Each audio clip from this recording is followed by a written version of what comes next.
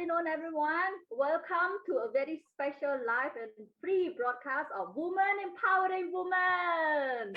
I'll give myself a big round of applause. Well, this is what I usually do as an MC. When I scream, people clap hands. Anyway, everyone, good afternoon again. That was just a little bit to light up the mood because we know this is a digital event. We are all from our home, and by we, I mean myself, including 5 amazing women who are now on the line. They'll be showing their pretty face really soon, but bear with me first.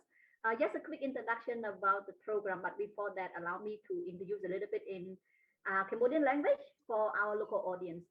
ជម្រាបសួរបងប្អូនទាំងអស់គ្នា fan ទស្សនិកជនដែលកំពុងតែតាមដានទស្សនាកម្មវិធីរបស់យើងដោយសារតែកម្មវិធីនេះជាកម្មវិធីអន្តរជាតិយើងក៏មានវាគ្មិនដែលជាជនជាតិបរទេសហើយយើងមានជនជាតិបរទេសដែលគាត់ទស្សនាផ្សេងៗគ្នាអញ្ចឹងកម្មវិធីរបស់យើងប្រើជាភាសាអង់គ្លេសច្រើនជាងគ្រាន់តែថាកន្លែងណាដែលចាំបាច់ខ្ញុំនឹងសម្រួលជាភាសាខ្មែរបន្តិចបន្តួចតាមនឹងដែរហើយនេះគឺជាការផ្សាយផ្ទាល់តែម្ដងនៅលើទំព័រ Facebook Page របស់ CAFT ហើយយើងក៏បាន share ទៅកាន់ Facebook Page របស់យើងរៀងៗខ្លួនដែលនេះគឺជាការជជែកគ្នាដែលតាក់ទងទៅនឹងស្ត្រីពង្រឹងអំណាចដល់ស្ត្រីយើងមានវាគ្មិនរបស់យើងចំនួន5រូបដែលបន្តិចទៀតពួកគាត់នឹងបង្ហាញវត្តមានហើយសូមអធិស្ឋានផងពួកយើងនឹងសរសេរជានិយាយជាភាសាអង់គ្លេសប៉ុន្តែដោយឡែកសម្រាប់បងប្អូនដែលមានសំណួរសួរនៅ comment section របស់យើងនៅខាងក្រោមកូនការងាររបស់យើងនឹងជួយយកសំណួរនោះមកប្រាប់នាងខ្ញុំដើម្បីជួយទៅសួរទៅកាន់វាគ្មិនហើយកុំភ្លេចទស្សនាកម្មវិធីរបស់យើងរហូតដល់ចប់ដោយសារថានៅវគ្គនីមួយៗយើងក៏មានសំណួរខ្លះៗ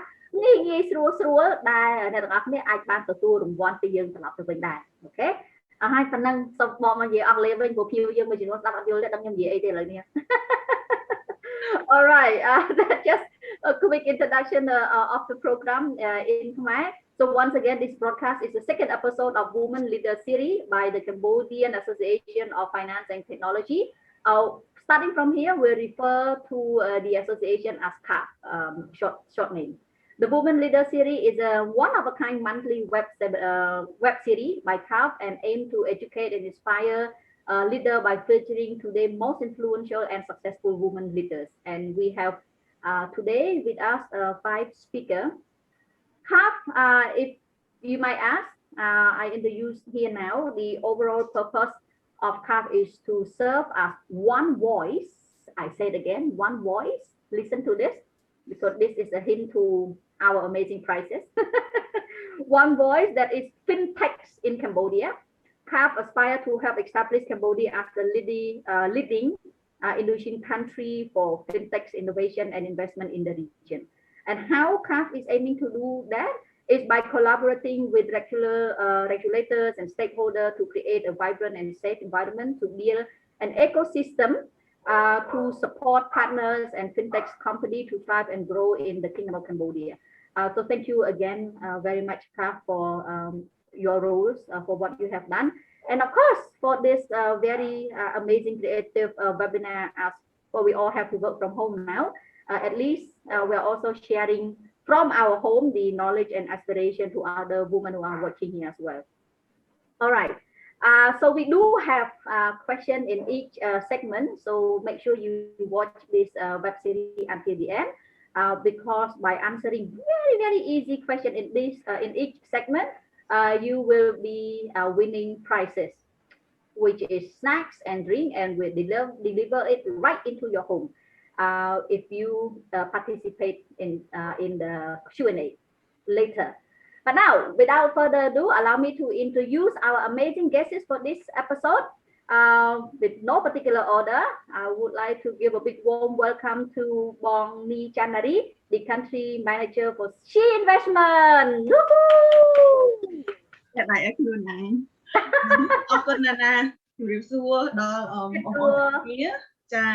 Hello everyone, and thank you so much for having me today. My name is Ni Chanari. I am the country manager at She Investment. I am delighted to have the opportunity to be here today, and I'm so happy to be sharing this with all of you. I have 17 years of experience within the anti-trafficking and non-for-profit sector, working with various local and international NGOs in Cambodia. In the past 4 years, I have focused on building my own consulting company, supporting multiple organizations in their women empowerment initiative as an organizational coach before stepping into a leadership role as a country manager at She in February 2021. And She Investment has established in 2015 by three co-founders, two Australian and one Cambodian, in early of 2015. She is a social enterprise. This means that we are business, but we are focused on the social impact instead of market profit. We support women, micro, small entrepreneurs to scale up and create long-term social, environmental, and economic impact for people and community. And of course, we strive to be a leader and strong voice for the promotion of women empowerment, to build structure to support to enable women to lead as a role model and change agent in business. We have a main office in Phnom Penh and branch in Battambang, Siem Reap, Kampot, and Kampong Cham. Thank you. Thank you. Thank you very much, Bong. All right, next speaker we have, okay, I have to read your full name now, but then we'll refer to you as Novi later. Bong Sun Si Panit Novi, am I right? Yes, yes. Oh, good. She is the chairwoman of Media Communication Committee from the Women Cambodia Entrepreneur Association, CWEA. Please introduce yourself. ជាបឋមសូមគោរពជំរាបសួរ Good afternoon to all the respected speaker, moderator, audience, and technical team from Cambodian Association of Finance and Technology. My name is Sun Sihanan Novi, and today I'm here to represent Cambodian Women Entrepreneur Association, in which we call CWEA. In CWEA, I am a board of director and a chairwoman in PR and Media Committee. In professional life, I own 3 types of business. 2 of them are in software company and digital branding company, and another one is in cosmetic trading company. It is a great pleasure to meet everyone here today. Thank you. Thank you. Thank you very much, Novi. A big round of applause.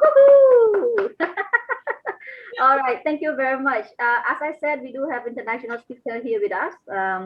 This is actually what I like about, well, this digital web is everybody can just came in from their house and you're actually from India.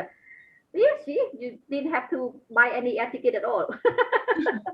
So having here with us is Neha Mehta, the founder and CEO of Femtech Partners. Hello, Neha. Hi, Nana. Thank you so much.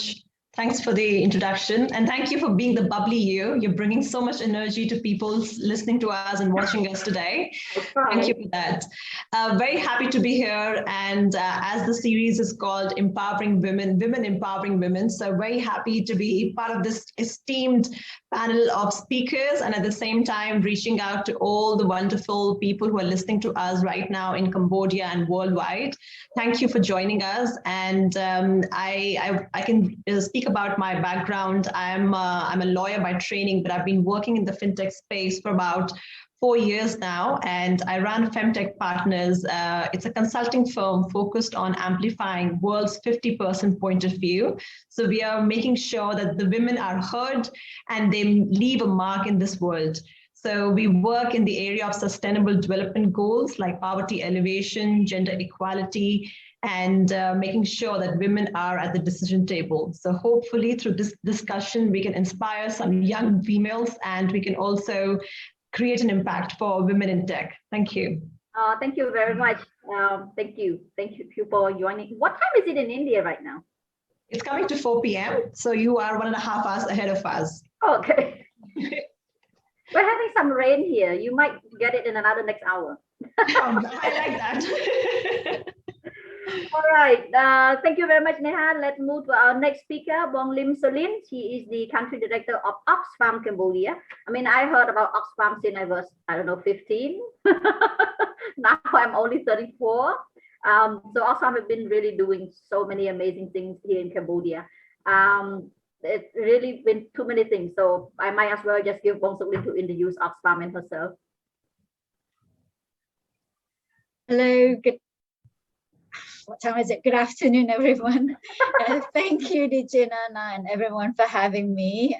It's a real pleasure to be here and to speak to all of you and to be on this virtual panel alongside these wonderful and amazing women who I have known at least two of you personally now, and I'm looking forward to make acquaintance with all of you after this panel. My name is Solin. I work for Oxfam. It's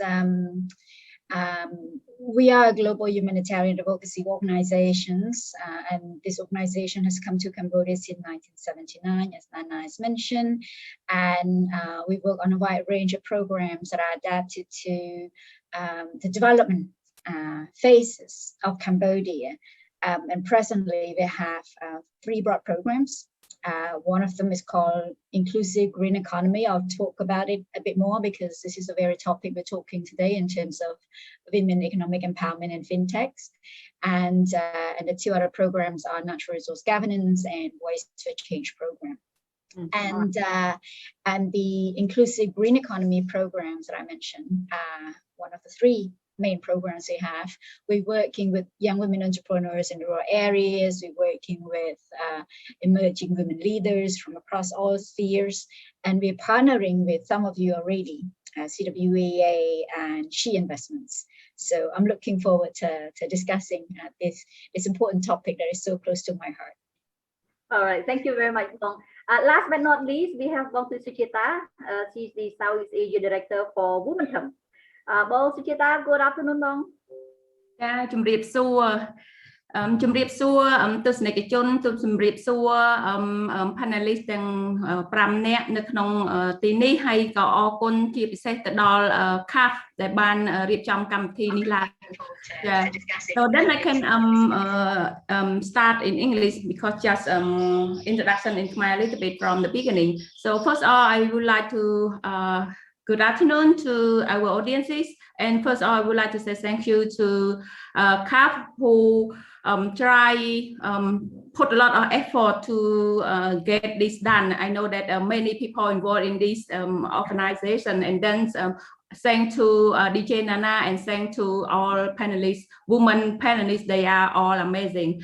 And I would like to introduce myself a little bit. Actually, I also from Oxfam. I'm the staff of Oxfam. So I work a lot with also CWA. So I can say in this panel discussion, 2 organizations that inspire me. And I can say that empower me to be who I am today. That's why I'm so I so inspired by this program, because you bring all great women together and empower each other, share each other experience, and also our audiences can also have more insightful information and experience storytelling from different panelists. And being Southeast Asia of director of Womentum, actually Womentum also like She Investment. We are a social enterprise. Womentum was founded in 2014 in Singapore, and I brought to Cambodia in late 2018. So currently we have our regional program. So we have our program in Cambodia and also in Singapore and also in Vietnam. And in late 2020, we plan to set up 2 more chapters in Myanmar and Malaysia, but because of COVID, we postponed a little bit. So this is all about Womentum, and mainly is the Womentum is the community, is the platform that we bring all the players together, and then we share experience. We also try to do crowdfunding program because we're talking about fintech, we're talking about access to finance. So Womentum, like other association, like other organization, we also have a specific program to bring in our expertise into the market. All right, thank you very much. Now another big round of applause for everybody.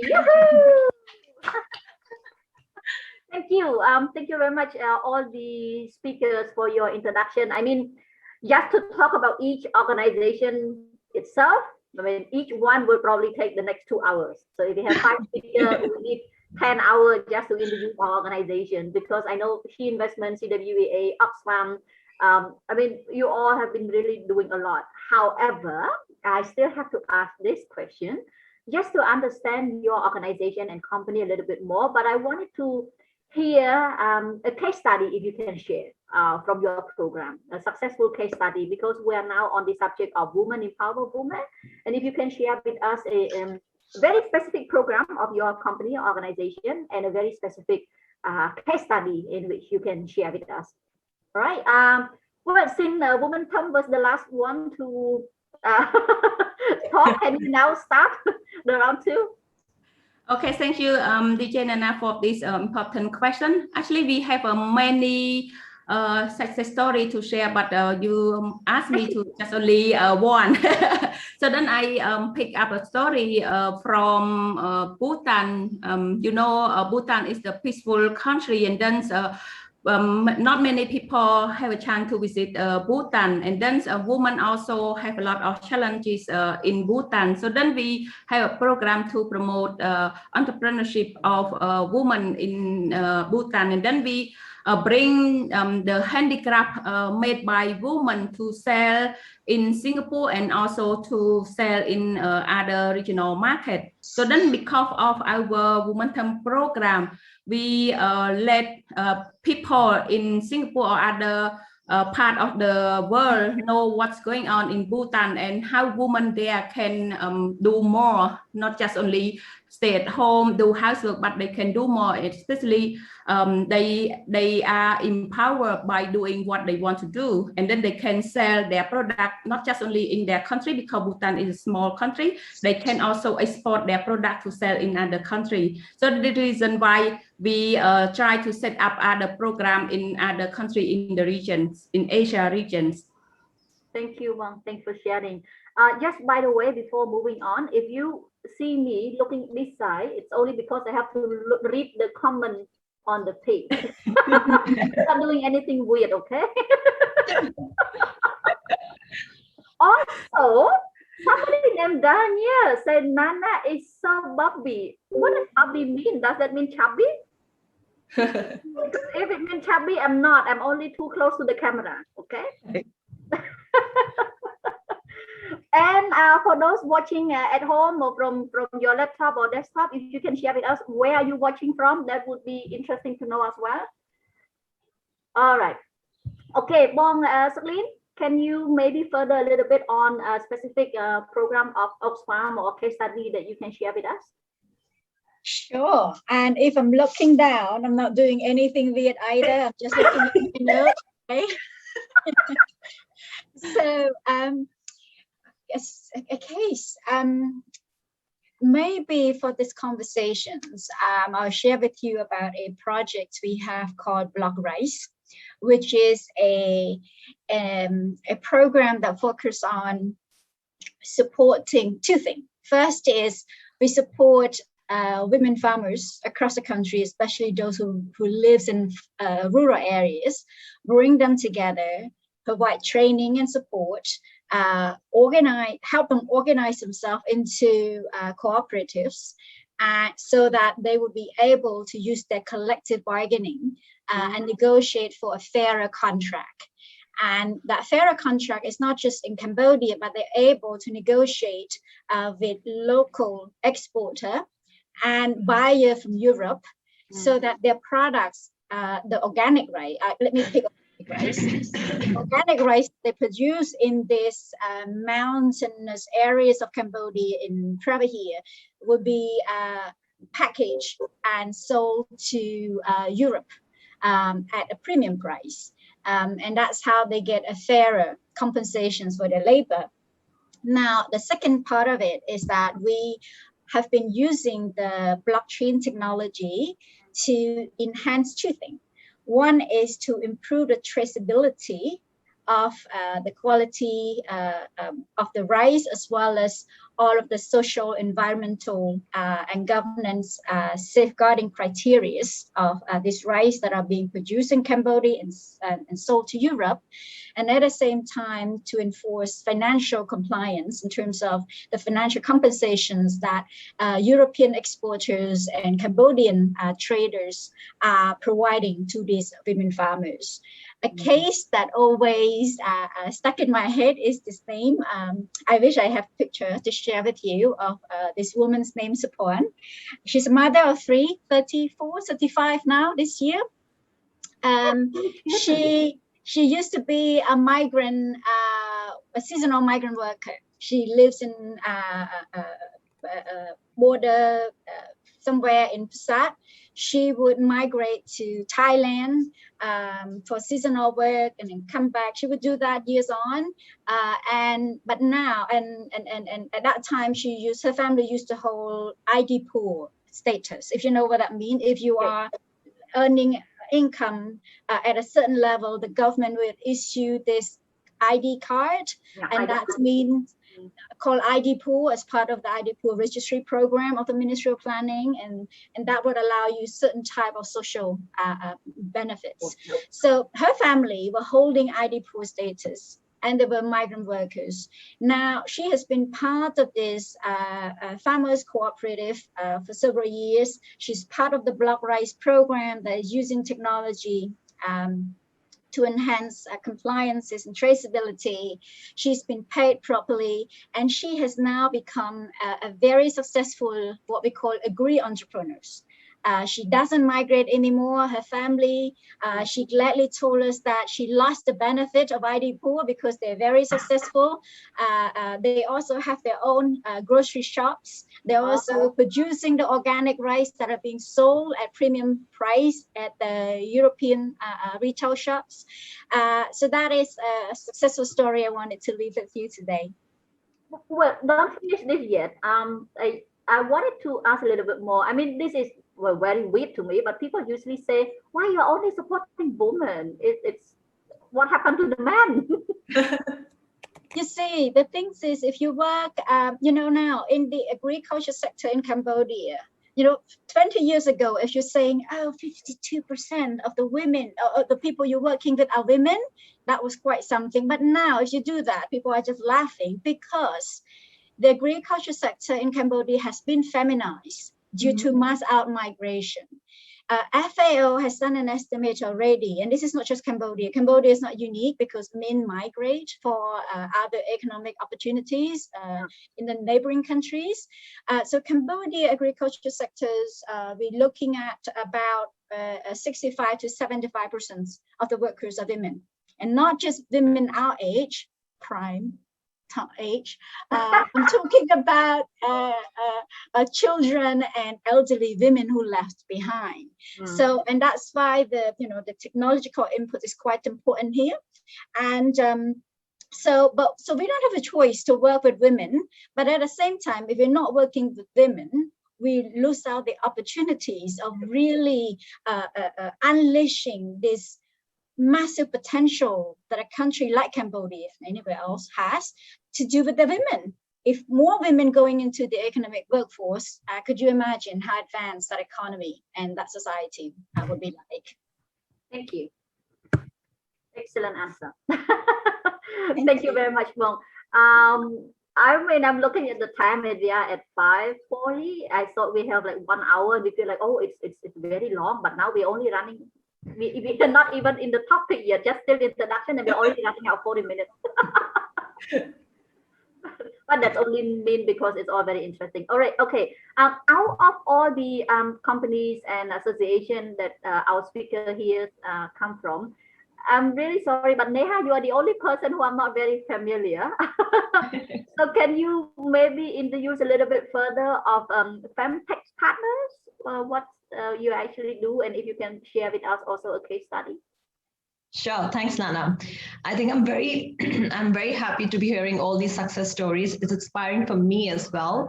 But at the same time, I wanted to highlight that we should also celebrate our failures, right? Yeah. Because every time we hear a success story, there are tons of failures behind them, and we somehow just glorify the success. And I am myself a great example of tons of failures, but not giving up. So if there's one takeaway I want people who are listening to us right now to have is to just never give up and don't let the perfection be your goal. Sometimes getting started is also very important. But yes, I'm mindful we don't really have much time for the introduction, so I will keep it short. As you know, Femtech is just about representing female in the tech space. And this happened to me in 2017 when I realized that the numbers were very minuscule when we talk about women in tech, especially because I come from India and we don't really see a lot of women in the financial space. And now it is called the fintech space. And that's when I thought, okay, let me do what I can in my capacity to change the dynamics of this business. And I started off with the intent of helping women be financially inclusive, and at the same time, making sure that we have more women working in the tech space. And we have been around for 2 years now. And since then, we have worked with development agencies from the UK, from the US, to make sure that we have more women who are financially inclusive. So we are helping women be in the financial sector. And at the same time, if I were to talk about a success story, then it will not be really a success story because the project is still underway, but it is again a migrant story taking on from my previous speaker. So we talk about the foreign domestic workers in Singapore. They are the ones who are helping a family run efficiently because they live with the employer 24/7. And these foreign domestic workers, the home maids, actually come from countries like Philippines, India, China, Bangladesh. And most of them are not really familiar with digital tools.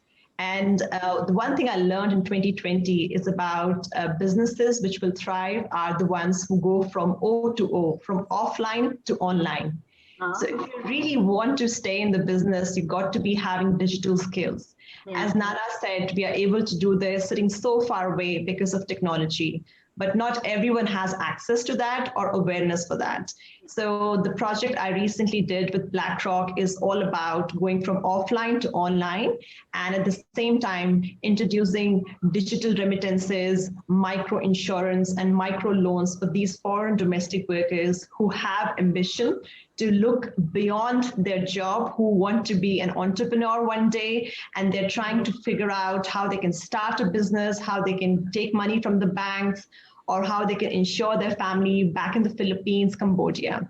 So this project really helped me understand that, you may be coming from a far-off background, from a little village, but you never have a cap on your dreams. So you can dream as big as you can. And if we have the right passion and the skill set and the tools, anything is possible.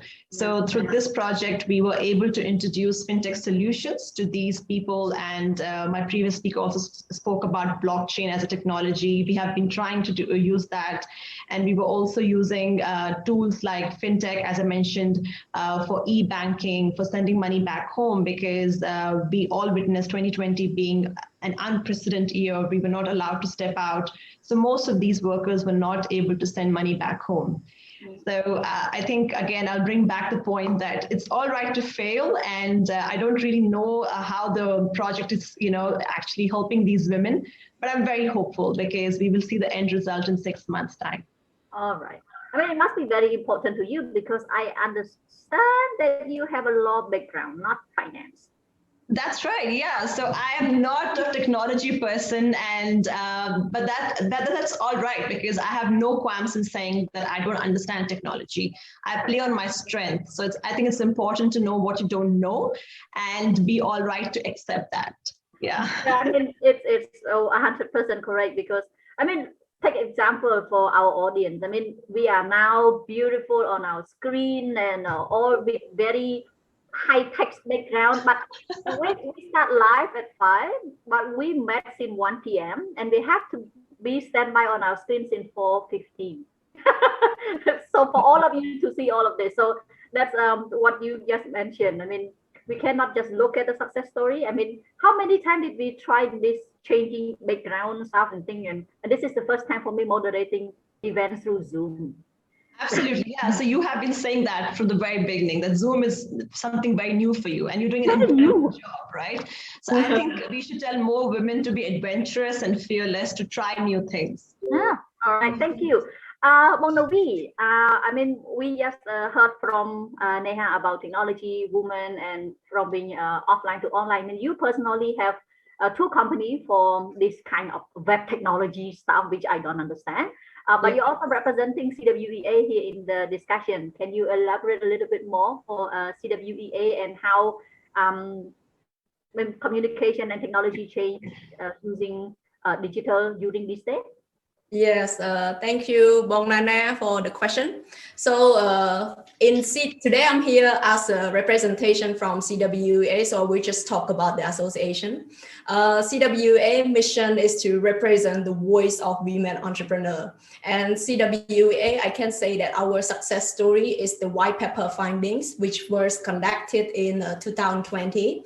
White paper is we can bring the issue of women entrepreneur that they are facing, and we bring it directly to the minister through the white paper findings and also to the National Private Working Group of GPSF. GPSF stands for Government Private Sector Forum. And the key challenge that we can find in the white paper, it was access to education, business management skill, access to finance. I mean, when I refer to finance, it's access to the capital itself when they try to start up their business. And the last finding is the access to market. So these all the issue regarding to the women entrepreneur that they are facing. And this is itself, it's just for advocacy and lobbying committee. We have 3 other committee. The second one is business development. The third one is organizational development committee and membership. And the one that I'm handling is PR and media committee. Currently in PR and media committee, we have CWA online TV, which is to promote social enterprise and also women in technology.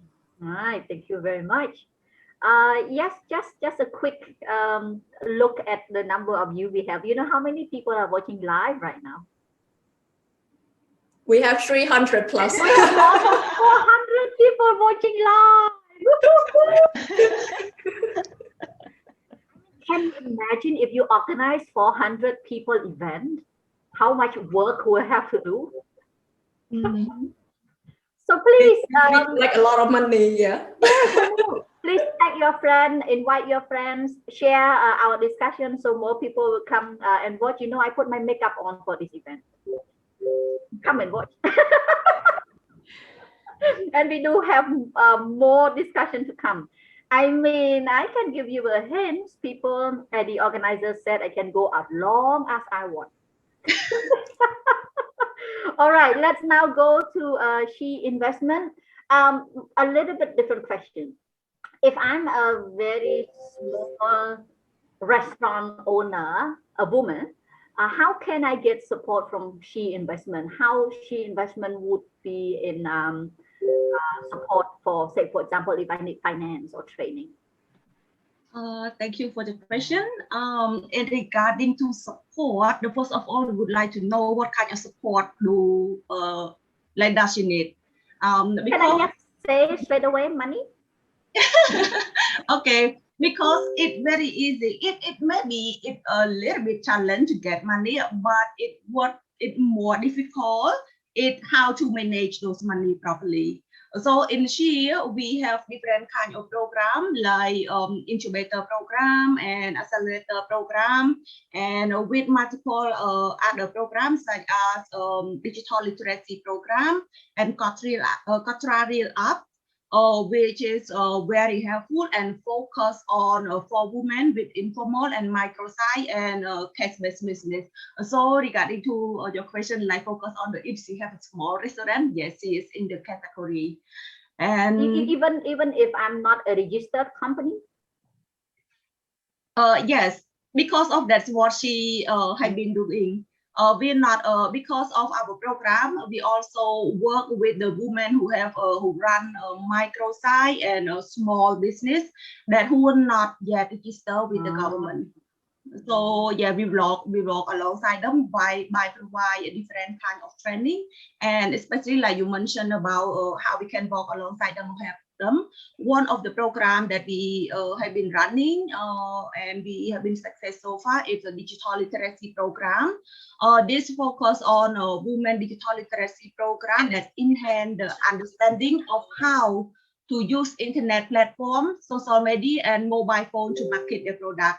As you know, during the COVID-19, a lot of people have been switched from offline to online, and this technology have been helping them a lot because such as internet platforms, social media, and mobile device play important role for women in achieving economic empowerment, because we believe that having those skills it really help them, because they need to run the business in a society where communication and access to information is increasingly through digital technology. And I would like to give you one of the case study that we have so far. One of our participants, he was the CEO and co-founder of two businesses. One is honey business named Takdom Ka Khmer, and another one is an organic coffee business named Agape Cafe. She has, during the COVID-19, she faced a lot of challenge. And after she reviewed her cash flow, and sometimes she was thinking if she should give up her business. But once she joined the program with us, like the digital literacy, it changed the way that how she think. And after the training, she enhanced understanding of how the internet platform, social media, and mobile phone help her to market her product better. So during those time, while other people have been bankrupt or they just like give up on their business, our participant, she is able to use social media to identify her customer. It helped her to enter her business location on the Google Map. And also during after the training, she has able to present herself right in the website, create a Facebook on the Google Map or Google profile. Especially she is actively selling her product or service online, and this helped her to increase her income, not just for herself and also for her staff. They can support the family.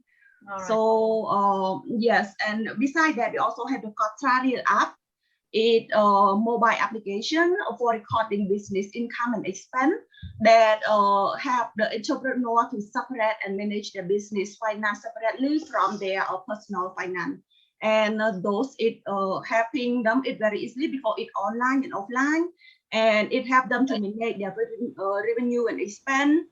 Help them to review financial report, like they can do it at any time. They can do monthly, quarterly, annually. It helps them it very easily to know the profit and loss. And beside that, it can be used offline and online, and it's free of charge for 100 transactions per month. Also, this is very helpful for the women entrepreneur who run a small and micro business. All right, thank you. Are we still live? Okay, yes. Because in a moment it was like, okay, where everybody? That is the one challenging thing. It was like, okay, we're still live. All right, let's pause here a little bit for the speaker, for our audience. We're now getting on to the Q&A for prizes. Woohoo! Okay, for audience, I know you're watching from home, and somebody was saying here, I forgot his name. He said the story are amazing. I need some popcorn. Nice. I mean, you might as well get some snack and drink if you answer the next following correctly. Okay. Question for our audience. And you all you need is just to answer A or B. Okay. A very, very difficult technology question. What does CAFT mean? All right. A, Cambodian Association of Finance and Technology, or B, Cambodian Association of Fintechs. Okay, CAFT, C-A-F-T. A, Cambodian Association of Finance and Technology. Small and micro business. Or B, Cambodian Association of Fintechs. Okay. Wow, now we do have a lot of A.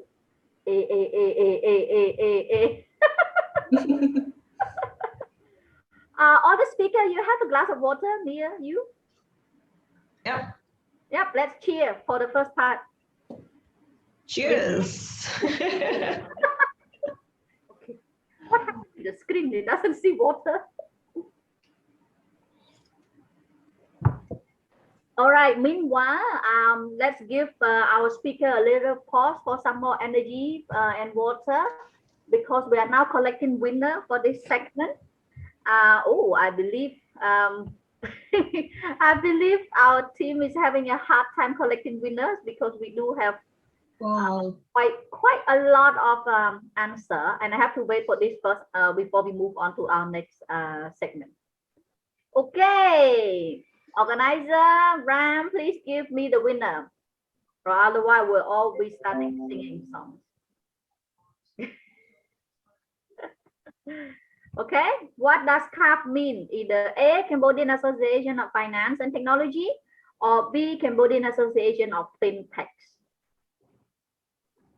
And I'm now on my phone because our team will give the winner names for me to announce right now in my Telegram. So please hold a little bit.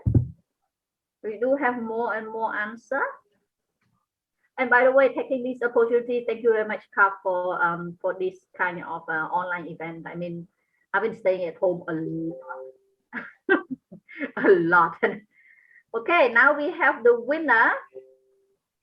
And the winner is Sin Chai Chung. Yay! Okay, let me spell your name, because I might pronounce it wrongly. SINCHHAY.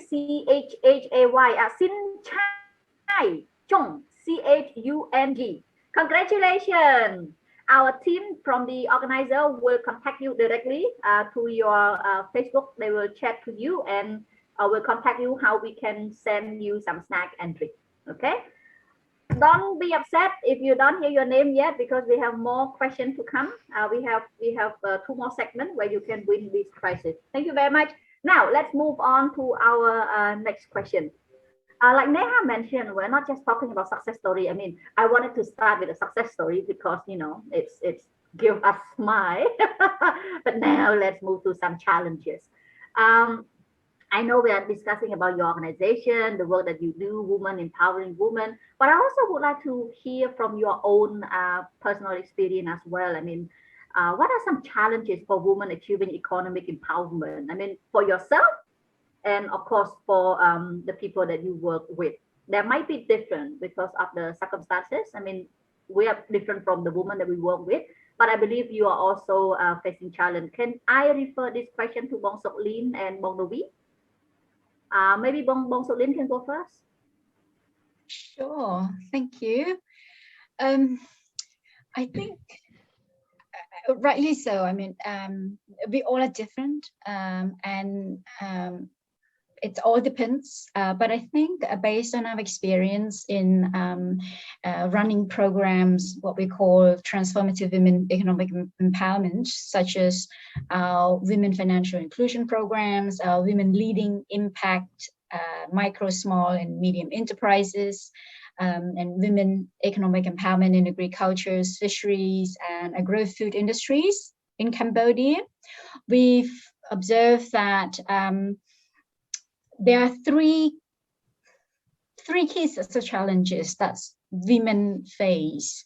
The first one is around social norms that deeply root women's roles as housekeepers and caretakers of the families. You see this anywhere, from urban to rural areas. Even in 2021?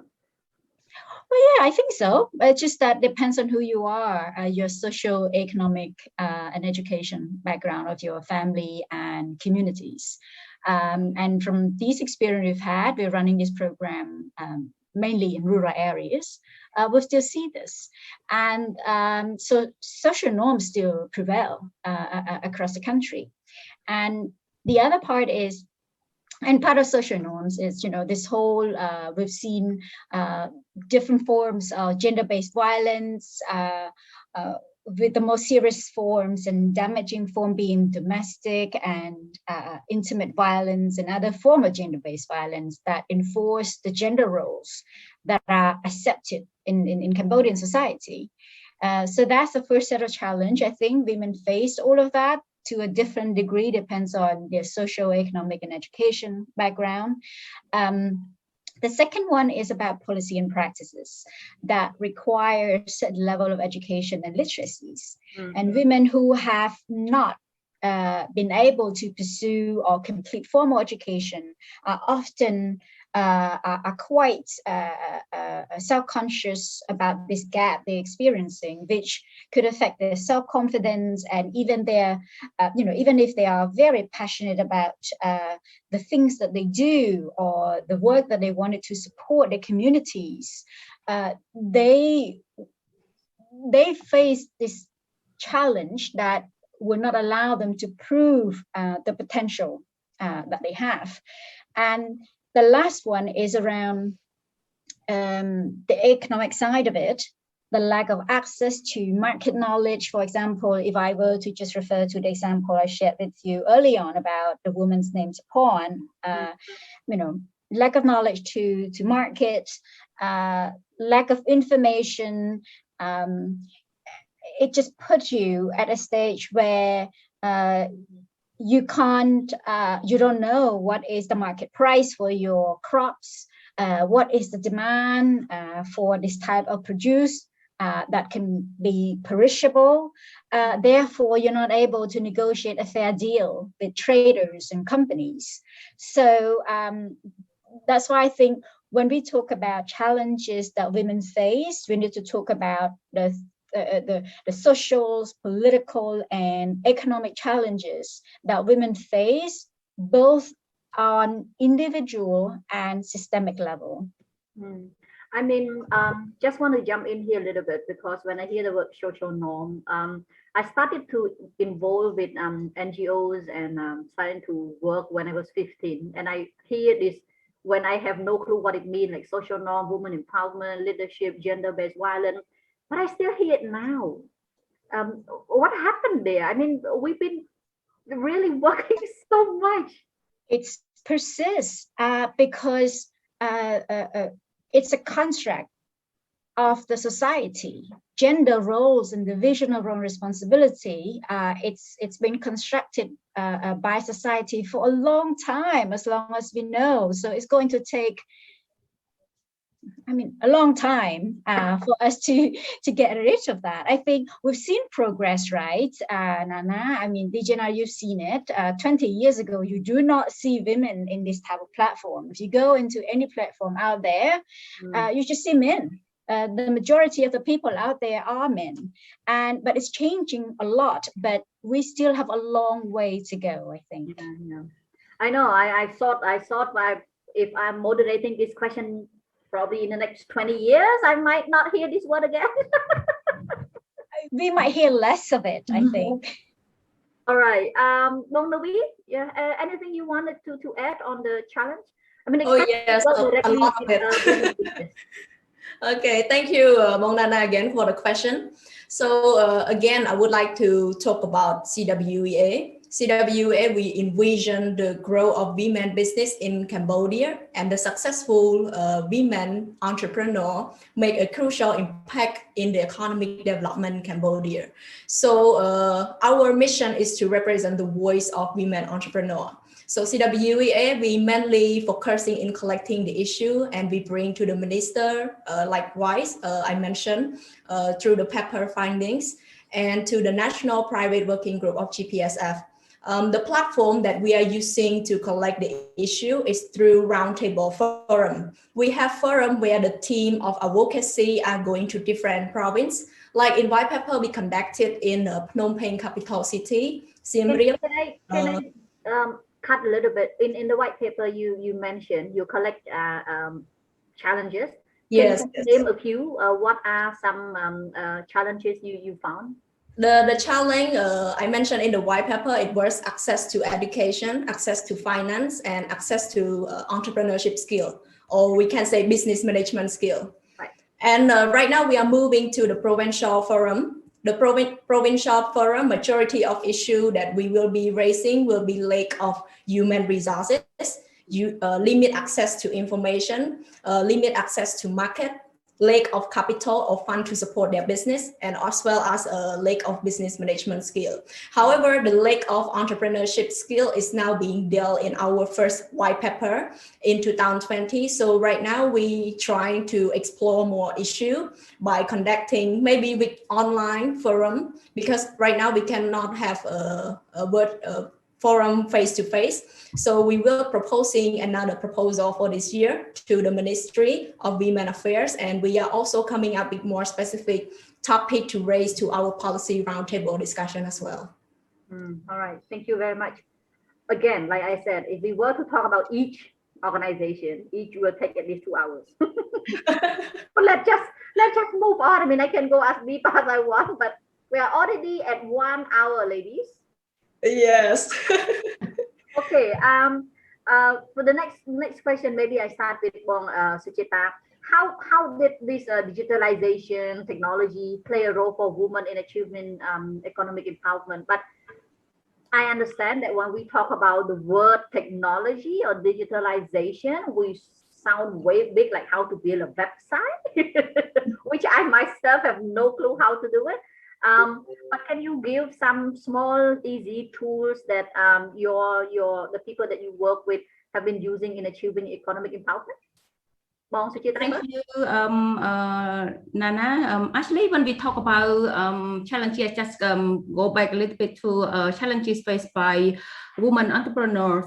Actually, when we talk about digitalization globally, 3.9 billion people who are offline, and most of them are in rural area, and they are poor, they have less education. So then when we just talk about women, so we have more women than men in rural area, and then they also have less education too. So that's why when we talk about digitalization, is to bring digital skill, digital knowledge to women, so then they can use it to have more information. I'm talking about access to information. Before you start doing something, so you need to have information. So currently, when we talk about the widespread of COVID-19, if you don't have access to information, accurate information, so you might get lost. You can easily get COVID-19 from people around you. But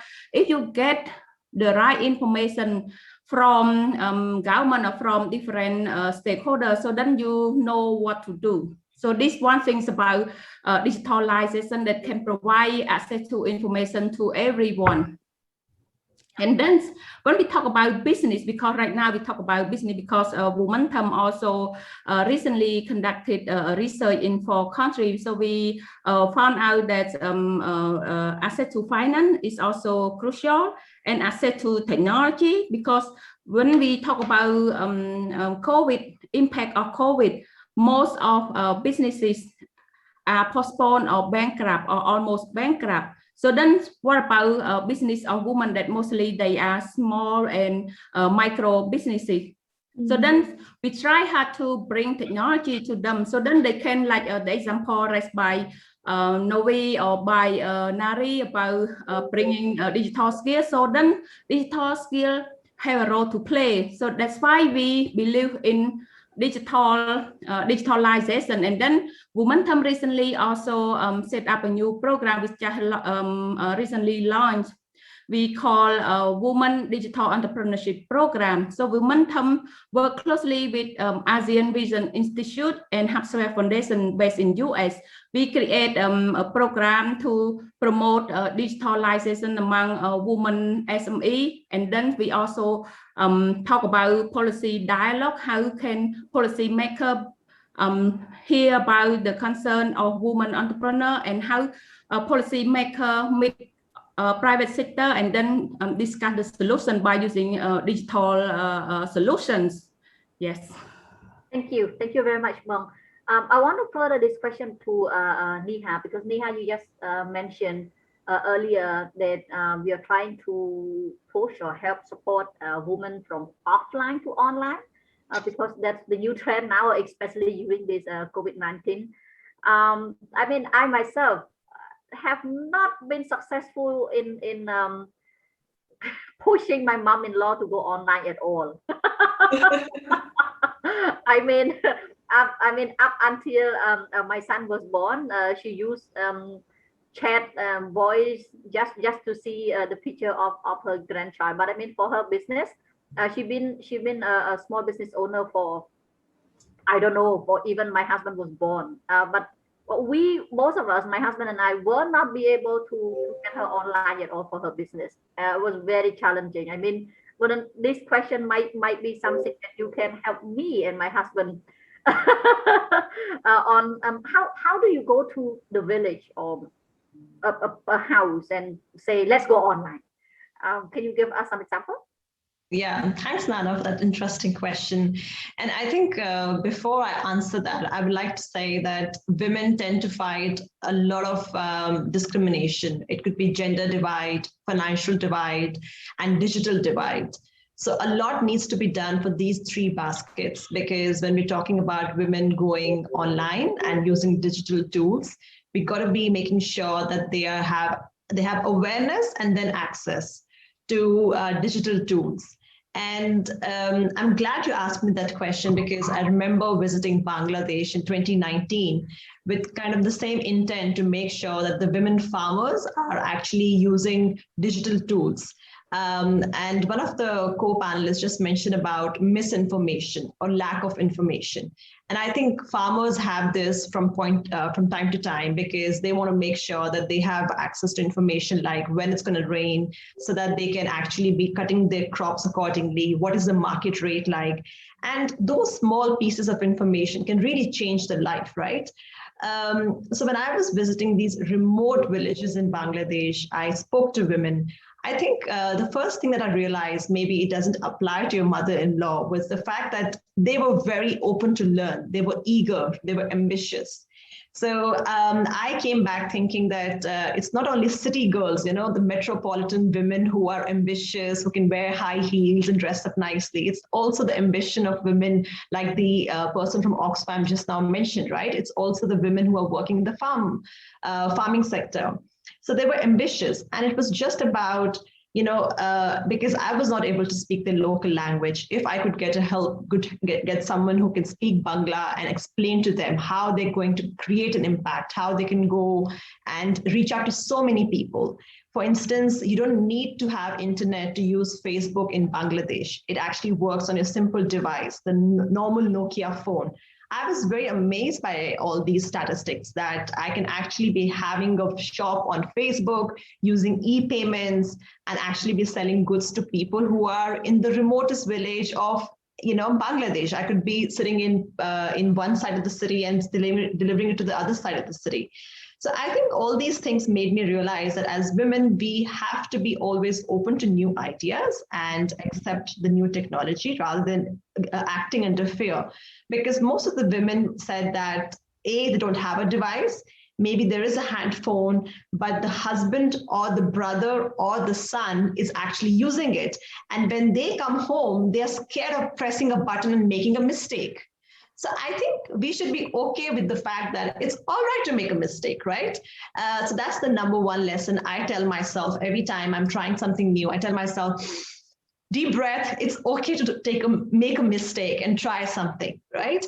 And the second is, a lot of these women were actually earning more than the men, the husbands, but they were not saying it to the husband because they don't want to change the dynamics of the relationship. They want the husband to feel, hey, you are the breadwinner, you are earning more than me. So I think I really like that concept of, you know, being ambitious, a high achiever, and still downplaying it. Why? Because you want to fit into the society, to the social norms we were just talking about. So I think we, as women, have this capacity to not only achieve high results, but at the same time, we are very receptive. We are very emotionally attuned. We understand people and emotions. So all that really helps us. And at the same time, I remember reading this quote some time back by Ruth Bader Ginsburg. She said that we cannot talk about equality for women unless men take the responsibility of bringing the next generation, taking care of the next generation. We have all seen that through the COVID-19 pandemic, women have done tons of more household work. One of the co-panelists also spoke about the violence going up for women during this time, right? Violence, home, domestic violence is a reality. It's not like it happens in villages, not in the cities. It happens everywhere across the globe. And we have seen it everywhere. So I think it's very important to be aware of it, because if we don't know of a problem, we cannot address it. So my advice would be to just about having an open mind to try new things and use the local flavor to entice people to use technology. And at the same time, having role models, right? I look up to all the women I'm talking to right now because you inspire me. Similarly, if we can find their role models in their hometown, in their villages, speaking their language, I'm sure these women will be inspired and very willing to make the changes. Yeah. I mean, when you were talking about this, I was thinking straightly to my mother. My father passed away about a year ago. And I'm so sorry. It's okay. Oh, but only in this year that my mom were actually telling us that she wanted a mobile phone. Yeah. Yeah. I mean, my father have had so many phones. Of course, I bought for him, and he wanted to have a new modern technology, which was all okay. But my mom has never asked for it. And even if we say, oh, we can buy you one, so we can give a pair that you and your husband can use at the same. But my mother never say yes. Only really sorry, my father passed away, but only at this time that my mom was saying, can I have a phone for my Facebook? And I'm so glad we're having this conversation, because if I was participating in a panel where there were men, I don't think anyone could have picked up that comment and made a remark like this. So hats off to you, Nana, for saying this, because it really means a lot, right? To speak up and tell people that this is the reality and we don't need to shy away from it. Yeah, it happens with all of us. My mom is almost 60 years old. We were able to afford her a mobile phone a long time ago, but this is her first expensive mobile phone. And you should tell her this way she can speak to the grandchild as well. She can do a Zoom and WhatsApp calls and everything. All right. Okay. I want to refer this question to Bonari as well. Because you have just also shared earlier about the woman that you work with, that they went almost bankrupt, but once they go online, they also change their life. But is there any other cases that you have learned from She Investment? I understood that you've been with She Investment for 2 months. Okay. Of course, you might have other story as well, but I wanted to understand how when you approach them or when they approach you and you say, okay, what about going online? How this technology have played a role in achieving economic empowerment for them?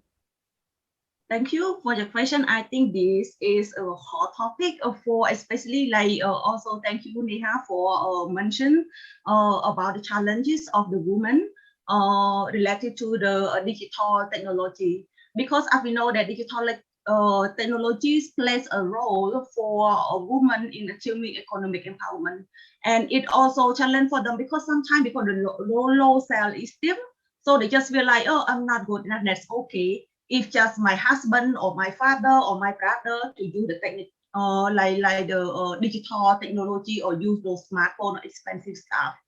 And so I think because of even though technology is a tool with a great potential, it has to be used wisely and responsibly to release a woman talented to the overcome gender or based discrimination, even though at home, at work, or in their public life. Because we have seen that from the COVID-19 that women are being left behind when it comes to digital literacy and participation in the digital economy. And actually, we introduced a new digital literacy training program because we saw that they really needed and be skilled to adapt and to manage the new situation. because not just our women entrepreneur, but even our staff, we know that working from home is not an easy in Cambodia. Yeah. And especially if the staff or the women entrepreneur who have the poor internet connection or low digital skill, if they cannot do the computer or use Zoom like we are using right now, it is very challenging for them.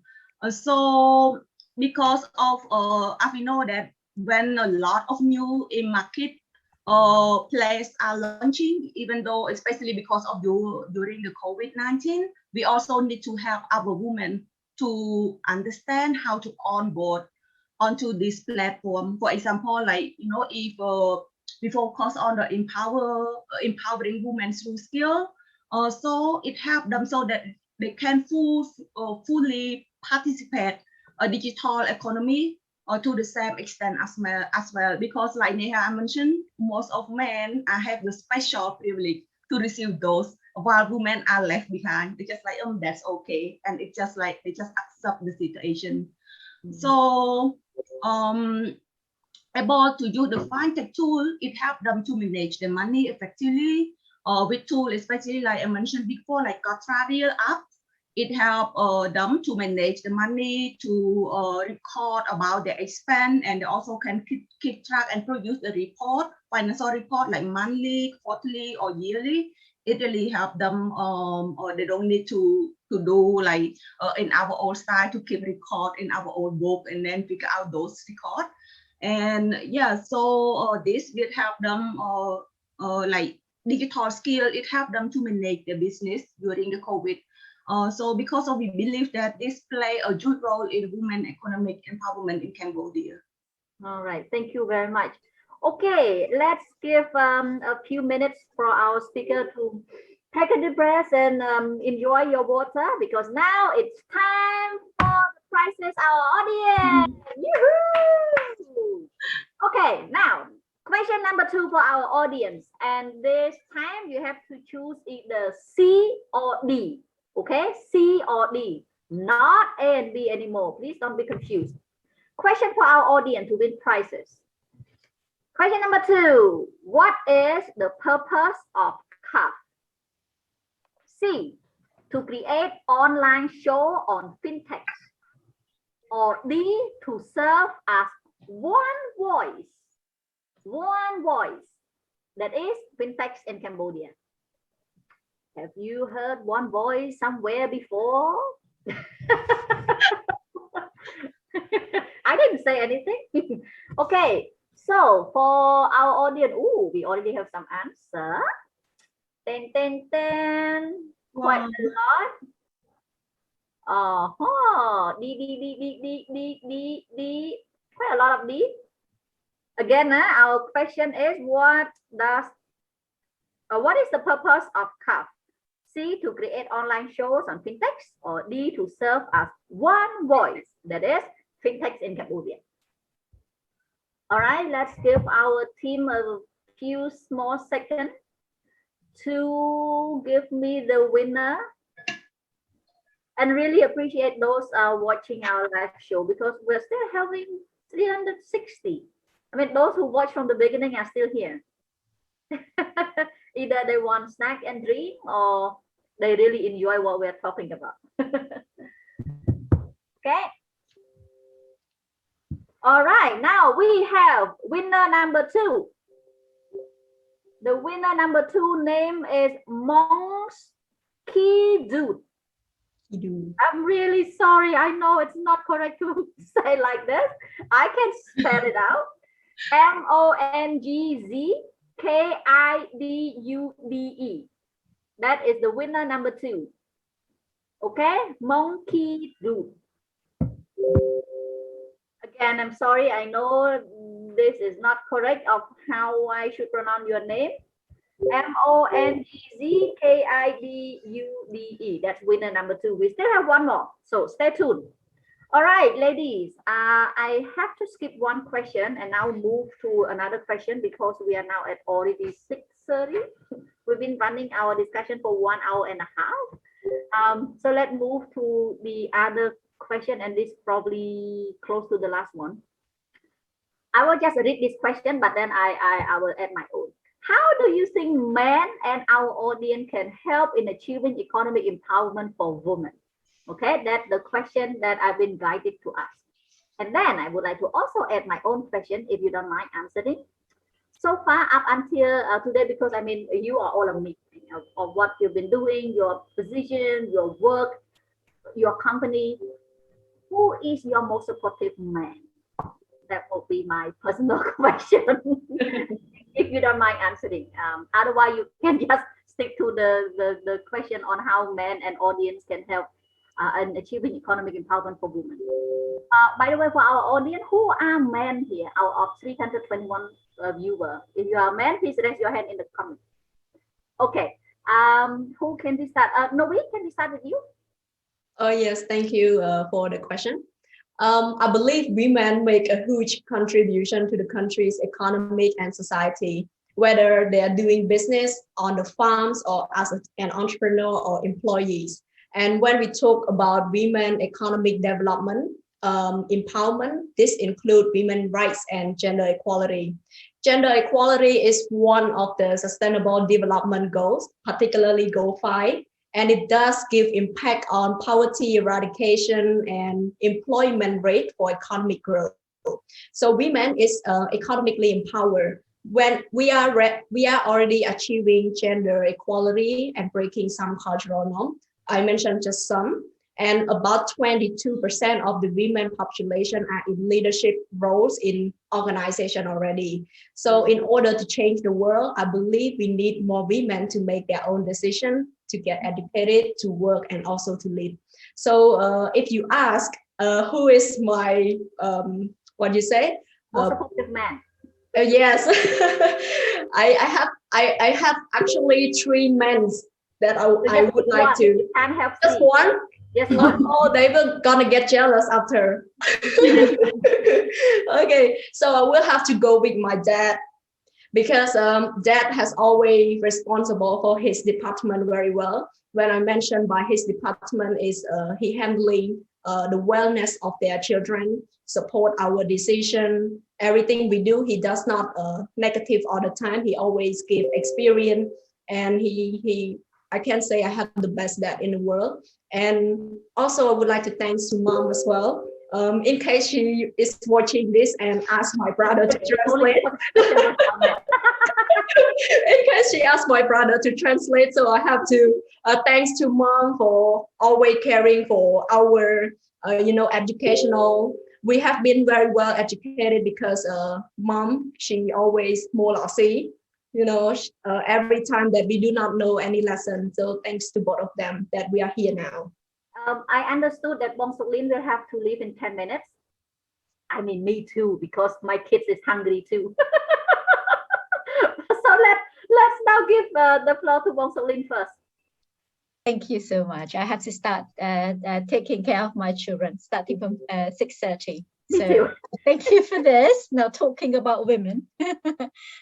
The thing we have to do in addition to our day job. Thank you for this really good question. I've been thinking of this, how the way, as I've said earlier on, the way that gender is constructed by societies, it's not natural at all, right? And as society evolve over time and science has developed too, we've seen how these narratives that are now totally outdated, and these narratives that are quite not just outdated, it could be very harmful sometimes. It has oppressed men as it's done to women.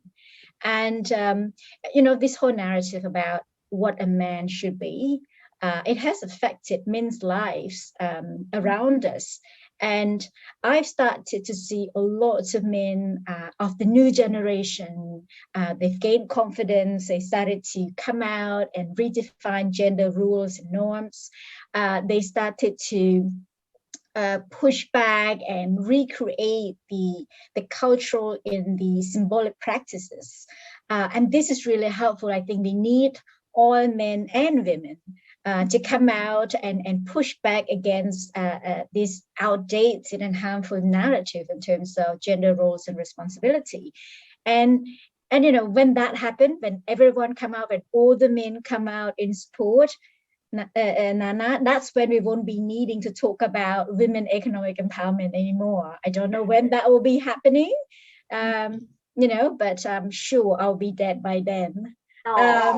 So it's going to take a while before we don't need to talk about women empowerment anymore, I think. So the last questions you were asking, the men, luckily, I don't have a lot of men in my family. We are a family of strong women. When I was younger, my brother was my main male supporter in the family. He pushed me to work hard to achieve my best potential. And then now I'm married with 2 children, and I'm very lucky that my husband is a great support. So yeah, these are the 2 men in my life who's been more supportive to me, and without them, I'm not here. Thank you. I mean, I thank you now, just in case you have to leave immediately, but please stay with us. This is the last question, okay? All right. Neha, can you also share with us some tips that you think that might work if men and our audience can help in achieving economic empowerment for women? Sure. So I think we are talking about economic empowerment, but women can be economically empowered only when they don't really have a lot of household work to do. So if the men at home can actually chip in and do household work, take care of the babies, mop the floor, do the dishes, that will be a delight. That's number one. And I think, that's a very practical answer, right? We need equal contribution. And second would be if men could be the way they are at home with their daughters, very lovable, caring, and providing a pathway to their daughters. If they can bring that same sort of light, guidance, and joy to work. I've had some brilliant bosses that I've worked with, and they kind of bring the same environment from home to work. And I think if we can have that, that will be wonderful.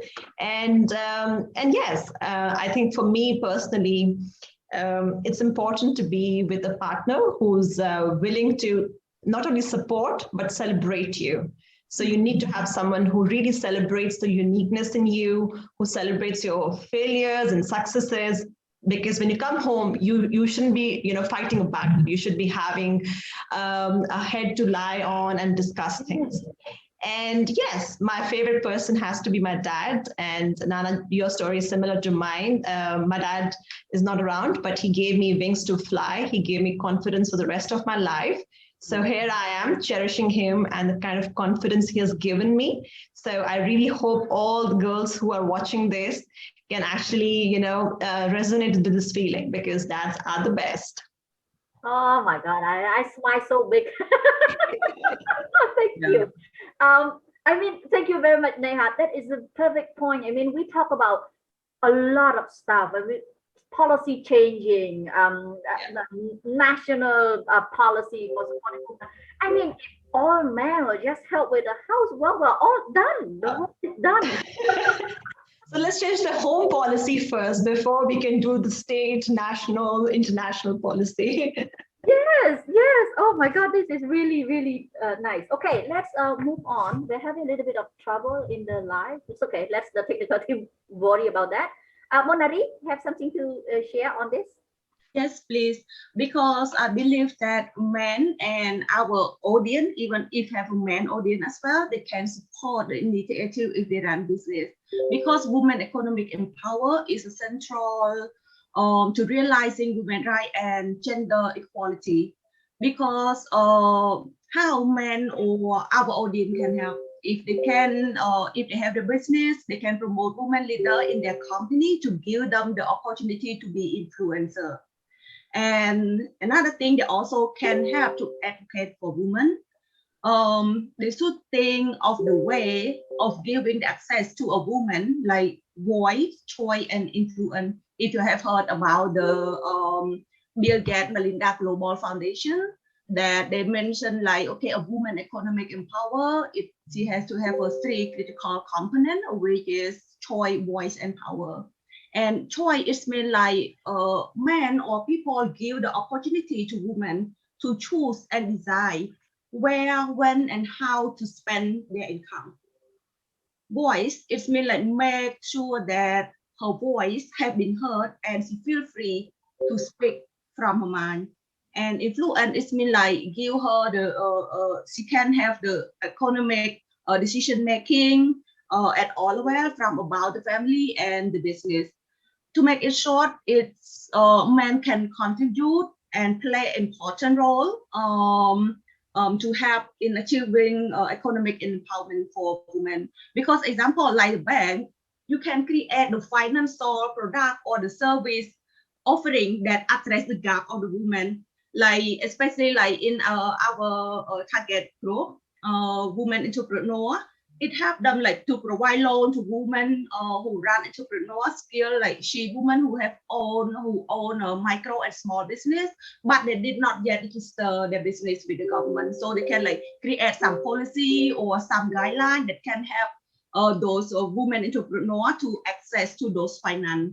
And as you know, that combined with the cultural and gender expectation of a woman role in this society. Example, like the amount of time required for women to fulfill gender responsibility in unpaid domestic and care work.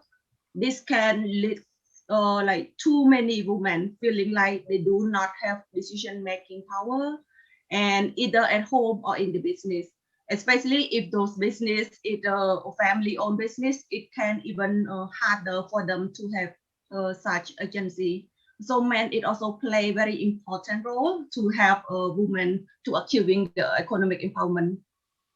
Who is your most supportive man so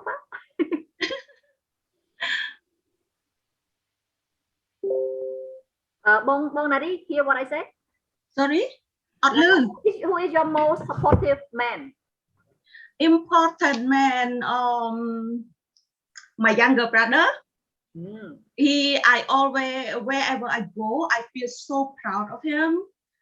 He always the one who stand by my side, always encourage me, and the way that how he live, his integrity, and he support me, walking alongside me.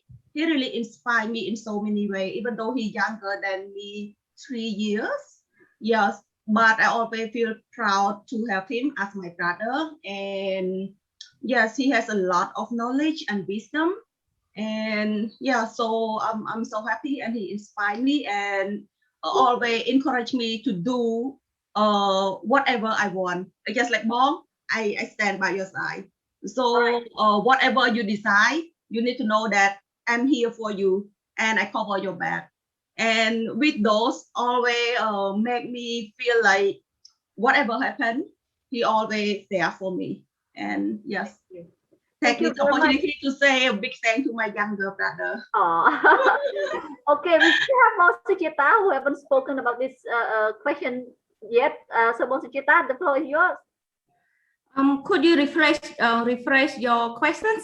How do men can help in pushing for empowerment economic for women? Yes, thank you, Nana. Actually, there's a lot of inspiring answer from our women panelists, but I would like to pick up 3 points. One is about education, because when you was born, so then you live with your parents, so then your dad play important role to support you.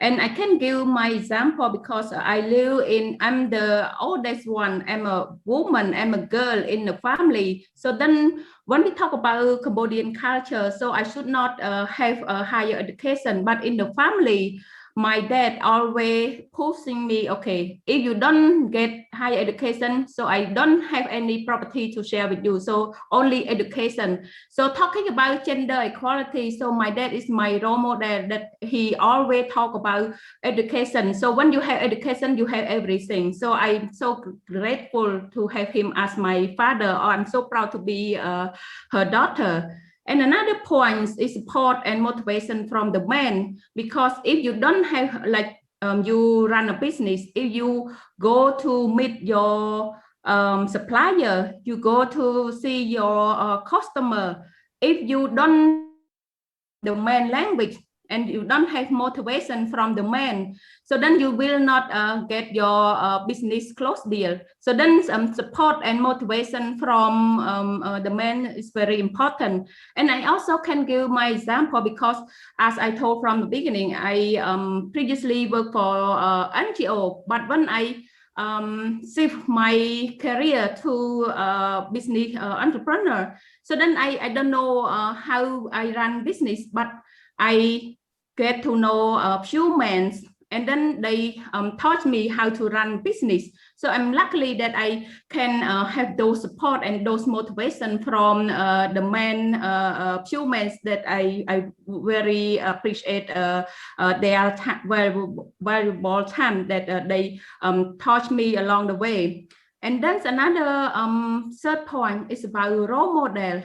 So then if you cannot find role model in your business, and also not only women, but you can also have role model, men role model in your industry, because like talking about digital, so not many or ICT, not many women in this industry, but I don't know how to run e-commerce. I don't know digital skill before, but just only the few years I learned from those men, I learned from my staff, I learned from my community. So finally, I was invited to talk about digital internet governance in Europe. I talk about regional trade agreements in Singapore. So then without role model, you cannot do or you cannot achieve what you want as well. So that's why in what I'm doing, I'm talking about inclusive society, inclusive growth. So then we not just only talk about women, but we also talk about men.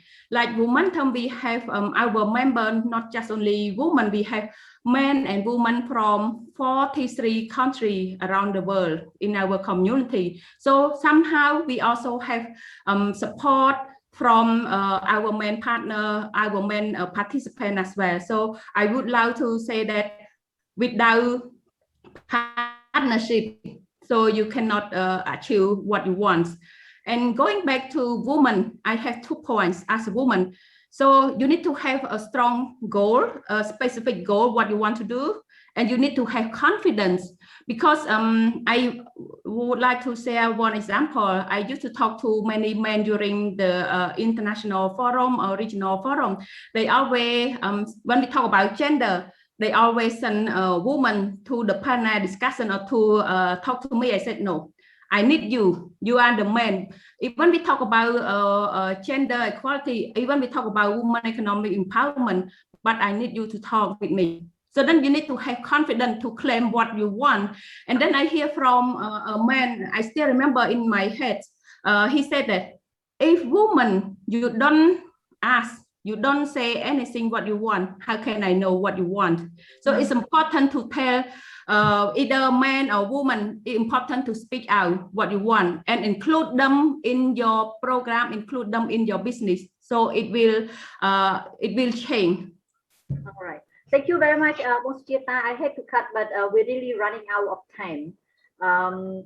So without going further, I want to now offer our last chance to our audience to win prizes, because we have some people who have been losing for 2 segments already. They wanted to win the third one. All right, now question number 3 to our audience, and you don't have much time, so you better answer quickly. You will be answering either E or F. Okay, E or F. Name of the guest of the pilot episode, which was the episode 1. This is the episode 2. We had episode 1 last month. So who are the names of the episode 1 on Women Leaders Series? E, Prandara, Kunila, Tida, Monica, Sokniang, Rachana. Or F, Prandara, Kunila, Tida, Monica, Sokniang, Rachana, Sokniang, and Kim. Okay, so the only difference is F, there is a Kim. E, there is no Kim. So you can help answer, everyone, either E or F. I repeat again. Either E, Prandara, Kunila, Tida, Monica, Sokmia, Rachana, and Sokmia. Or F, Pandara, Kunila, Tida, Monica, Sokmia, Rachana, Sokmia, and Kim. So the only difference is and Kim. So is it E or F? You can answer, and our team will give me the correct answer shortly. All right. While we are now waiting for our audience to do their guess, I just I don't know how to summarize this. give me some clue. I mean, as a moderator, I was supposed to summarize what we have said, but I mean, I was so deep into the discussion at a lot of time, I didn't even remember that I was supposed to be moderating, because this is quite inspiring. I mean, first of all, like Neha mentioned, it's very different when you sit on a table together with other men and only women. Because people have been asking up until now, even my husband, I mean, he's not watching right now, he's watching our son. But it was like, why are all speak of women? I mean, at this point in time, isn't it gender? It's supposed to have men and women together. But I'm still feeling the same. Every time I moderate a discussion, a panel of just women and together with men, that's always different, even in 2021. I mean, it doesn't matter where are all those men come from. Even if they come from a gender organization, you can still sense the feeling. It's very different. So I was really into the discussion. Thank you very much.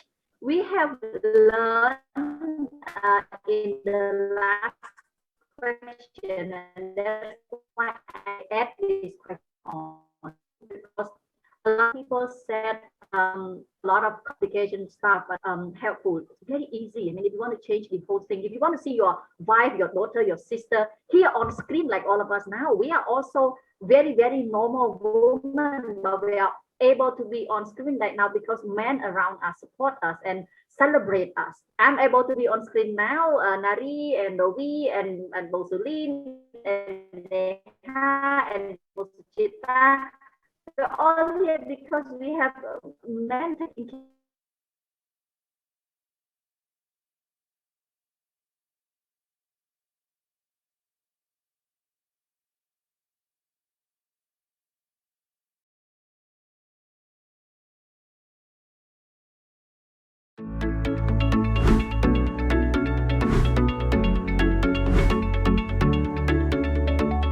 The speaker, you have really shared a lot, especially thanks to CAFT for this amazing series.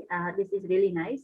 We still have, I mean, it's once a month series. So for all of you who are watching right now, don't forget to stay tuned with the page of CAFT, Cambodia Association of Finance and Technology. Like this page and get updated on what's coming up next. We have another episode in May 2021. The actual date will be announced later, and that's why you better like the page so you get informed of the episode. And now announcing the winner. The winner of question number 3 is Lipo. Yay! Lipo is spelled Lypor. All right. Thank you very much, ladies. I mean, I wanted to ask even more, but we're running out of time, and I also have to go take care of my son as well. Thank you, ladies, for joining, and thank you very, very much to our audience. You've been amazing and active. I hope that even if we finish up this broadcast, you still go on and share this one. People can rewatch it and get inspired by our story. Thank you, everyone. Thank you also to the organizer and technical team. You've been working really hard, and so it worked perfectly in these 2 hours. Thanks, everyone. I want to close it here. I wish you all a very good night, and hopefully COVID will get better here in Cambodia, where we can go back to our office and our work. But for now, stay safe. Thank you. Goodbye, everyone. Thank you. Goodbye. Bye. Thank you. Thank you, ladies. It was a lot of fun.